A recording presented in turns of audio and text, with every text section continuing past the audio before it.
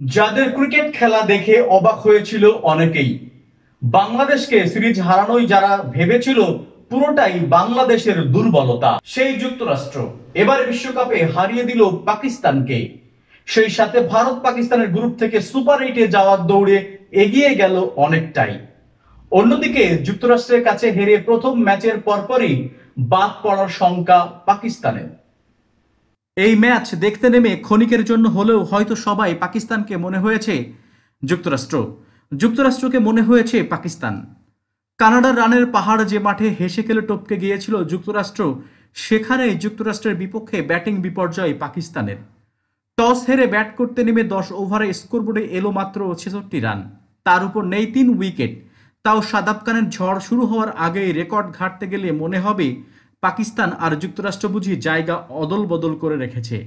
Strike rate নিয়ে অনেক কথা শুনতে হচ্ছিল বাবর আজমকে, সেই বাবর এবার স্বেচ্ছায় হলেন খোলসবন্দি। আসলে খোলসবন্দি না হয়েও উপায় ছিল না।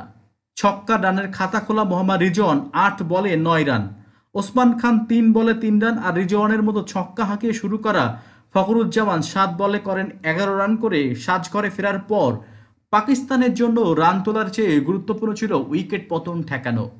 আর তা করতে গিয়েই বিপক্ষে পড়ে যায় সাবেক বিশ্ব চ্যাম্পিয়নরা।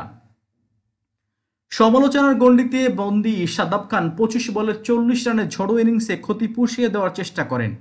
3টি ছক্কা হাঁকানো শাদাব বিদায় নিলেও আবারও সেই দুর্দশা। চাপের মুখে 44 রানের ইনিংস খেলতে বাবর খেলেন 43 বল, হাঁকান 3টি ছক্কা ও 2টি চার।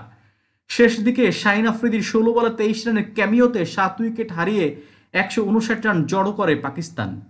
পাকিস্তানের ইনিংস জুড়ে ডট বল ছিল 47টি। যুক্তরাষ্ট্রের পক্ষে নসখুশ কেঞ্জিকে 3টি উইকেট শিকার করেন। মাত্র 18 রান খরচ করে 2টি উইকেট পান সৌরভ নেত্রভালকার। বাবরের ধীর ব্যাটিং নিয়ে পাকিস্তানের ইনিংসে শেষ হতে শুরু হয় সমালোচনা।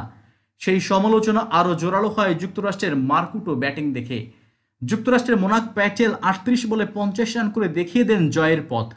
আন্দ্রিস গুজ 26 বলে 35 রান করে বিদায় নিলে হাল ধরেন অ্যারেন জোন্স। তবে মোহাম্মদ আমিরের 1 ওভারে ম্যাচ মোড় নেয়। 19তম ওভারে মাত্র 6 রান খরচ করেন তিনি। শেষ ওভারে জয়ের জন্য প্রয়োজন ছিল 15 রান। শেষ 3 বলে 11 রান নিয়ে যুক্তরাষ্ট্র ঠিকই 159 রানই জড়ো করলে ম্যাচ গড়ায় সুপার ওভারে।